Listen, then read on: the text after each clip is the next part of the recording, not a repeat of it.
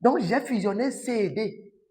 C'est-à-dire, en fait, fusion, il ne faut pas te donner beaucoup de soucis. Il faut chercher à mettre les tâches dans la même maison. C'est tout ce qu'on appelle fusion. Il faut chercher à mettre les tâches dans la même maison. Ça s'appelle fusion. J'ai déjà fait la fusion. Maintenant, C et D ensemble, là, donne quoi? Donne E. Donne encore quoi? Donne F. C'est ici. C et D ensemble, donne E. C et D ensemble, donne F. C'est bon? Maintenant, on passe maintenant à G. G, qu'est-ce qui t'a donné naissance? G me répond que c'est E. G me répond que c'est E. E est ici. E nous donne G. Qu'est-ce qui donne naissance à H? On vient ici. H. H me dit que c'est F. Oh, F est ici. Ça donne H. Ça veut dire que nous avons fini de tracer nos flèches. Et comme les flèches sont finies de tracer, je vais analyser, observer mon réseau pour voir est-ce que mon réseau PET n'est pas peut-être ouvert? Ici, oui. On a compris que le réseau PET est ouvert. Et si le réseau PET est ouvert, le cours nous a permis de faire une fusion. Une fusion, c'est-à-dire, nous allons essayer de mettre ces tâches qui sont ouvertes dans une même maison.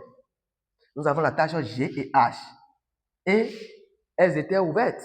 Là, nous allons ramener G également H dans une nouvelle maison pour que notre réseau soit fermé. Et nous allons essayer d'effacer les traits que nous avions tracés. On est d'accord, hein? OK. Après cette étape, tu peux maintenant commencer par faire ce que je fais. D'accord? OK. OK. Si tu finis ça, tu vas essayer de mettre les durées de chaque tâche. Les durées de chaque tâche. Nous irons voir. Nous irons voir. A. A pour quelle durée? A pour durée 3. B. 4. C. 2. D. 5. E. 3. F. 4. F4. G. 5. H. 4. Maintenant, nous allons essayer de faire quoi? De calculer. De calculer. Faire le calcul. Comment faire le calcul? Suivez-moi attentivement. Je vais d'abord noter les étapes. 1, 2, 3, 4, 5. Suivez-moi très bien. J'ai noté du haut vers le bas. 1, 2, 3, 4, 5, 6, 7. Je vais vers 1, 2, 3. 1, haut vers le bas. 5, 6 et enfin 7. J'ai fini de numéroter les étapes. On passe maintenant au calcul. Début au plus tôt. Pour l'étape néante, on met 0. Je fais 0 plus 3. 0 plus 3 me donne quoi? 3. Est-ce que c'est la seule flèche qui est venue vers cette étape? Si oui, je mets directement le calcul dedans. Mais si non, je mets ça au dehors d'abord. 0 plus 3, ça fait 4, 3. 3, c'est la seule flèche qui est venue ici. J'intègre directement. Ici, 0 plus 4, ça fait 4. Ici, l'étape qui est ici, je vais calculer dedans. Mais j'ai compris que c'est deux différentes flèches qui sont venues là. Là, je vais calculer chaque flèche et prendre maintenant quoi? Le massif. 3 plus 2, 5. Au dehors d'abord. 4 plus 5, 9. Au dehors d'abord. Entre 5 et 9, le massif c'est 9. J'intègre les 9. Et je passe ce qui était au dehors. On vient ici. En voulant calculer ici, c'est une seule flèche qui est venue là. Donc, si je calcule, je peux mettre ça directement. 9 plus 3, ça fait 12. 12. Maintenant, ici, seule flèche. 9 plus 4, ça fait 13. Maintenant ici, c'est 2 flèches. Je calcule d'abord les deux et je prends le massif. 12 plus 5, 17. 13 plus 4, 17. Le massif, 17. J'ai fini pour le chemin aller. Maintenant, on va faire le chemin retour. Et pour le faire, il faut reporter ce qui est ici exactement là-bas. 17 encore. Maintenant, pour le retour, je vais calculer dans quelle étape. Je prends peut-être ce qui est ici, ou soit tu prends d'abord ce qui est ici. Si c'est ce qui est ici, tu as pris, tu vas te demander combien de flèches ont quitté là? Combien de flèches quittent ici? Celle-ci est venue. Celle-ci a quitté. Donc, on a vu que c'est une seule flèche qui a quitté ici. Comme c'est une seule flèche qui a quitté ici, je fais le calcul, je mets ça directement. Ça va être 17 moins 5, 12. Directement. Ici, comme c'est la seule flèche qui a quitté ici, directement. 17 moins 4, 13. Maintenant ici, est-ce que c'est une seule flèche qui a quitté là? Non, c'est deux différentes flèches. Donc, je calcule pour les deux flèches d'abord et je vais choisir maintenant le minimum. Le mini. Là, ça fait quoi? Ça fait 13 moins 4. Ça fait combien? 13 moins 4, ça fait 9. 12 moins 3, ça fait 9. Le mini, ça fait toujours les 9. On revient ici. C'est la seule flèche qui a quitté ici. Donc, je mets ça directement. 9 moins 5, ça fait combien? Ça fait 4. 9 moins 2, ça fait 7. Après ça, je viens maintenant ici. C'est deux flèches qui ont quitté ici. Donc, je fais 4 moins 4, 0 au dehors. 7 moins 3, 4 au dehors. Le mini, ça fait 0. Ça veut dire que ce que j'ai fait, c'est juste. Parce qu'on doit trouver ici 0, 0 et ici les mêmes choses.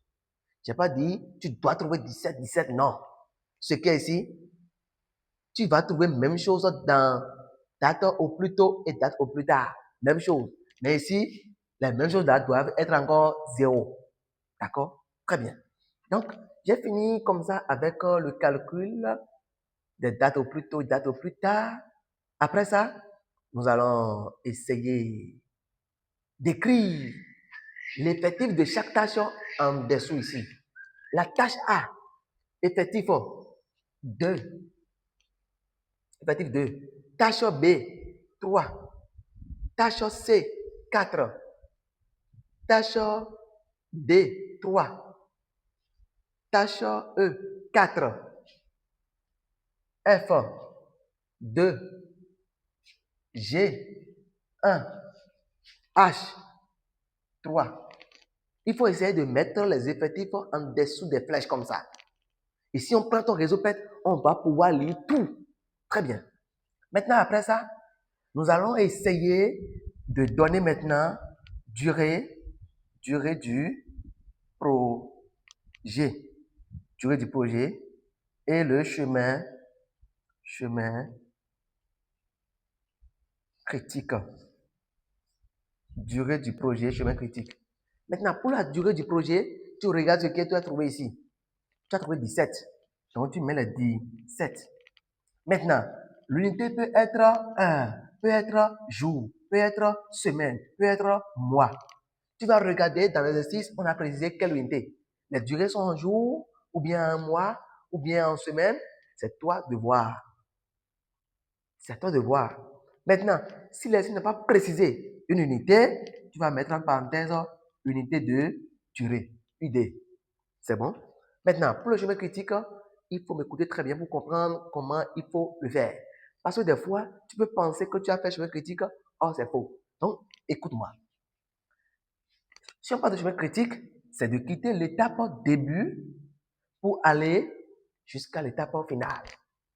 Quitter ici pour aller ici, j'ai plusieurs chemins. Je peux chercher à prendre par ici pour venir sur ce carrefour, comme je peux chercher à prendre par ici pour venir sur ce carrefour. Mais d'abord, on va faire une analyse d'abord là. Quitter ici, en passant par ici pour ce carrefour, comme quitter ici, passant par ici pour ce carrefour, quel est le chemin qui sera OK?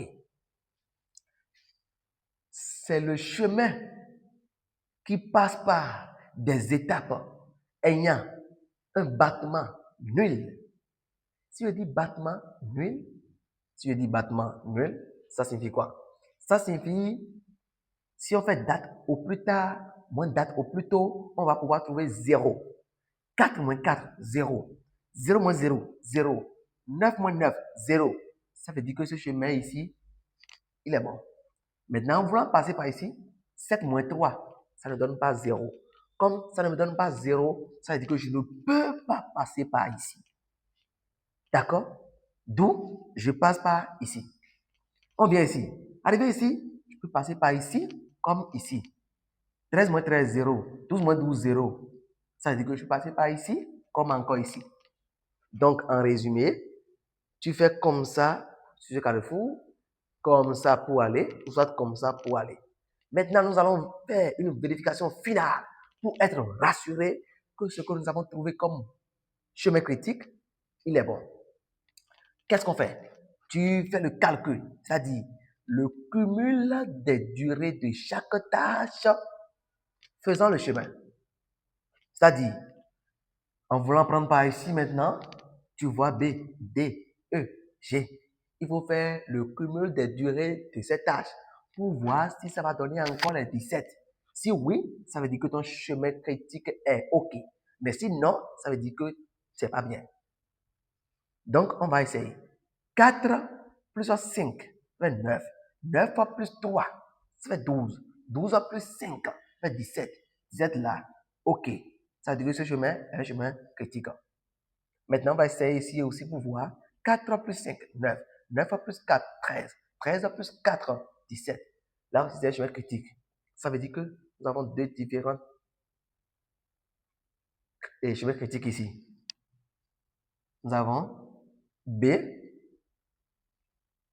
Nous avons le B. D. E. E. G. Ou soit B. D. F. H. C'est les deux différents chemins critiques que nous pouvons avoir ça. Donc, dans cet exercice, tu as compris comment il faut tracer le réseau PET, comment il faut faire la fusion des tâches, comment il faut faire le calcul pour le chemin aller, comment il faut faire le calcul pour le chemin retour. Qu'est-ce qu'on appelle effectif, qu'est-ce qu'on appelle tâche, qu'est-ce qu'on appelle PET.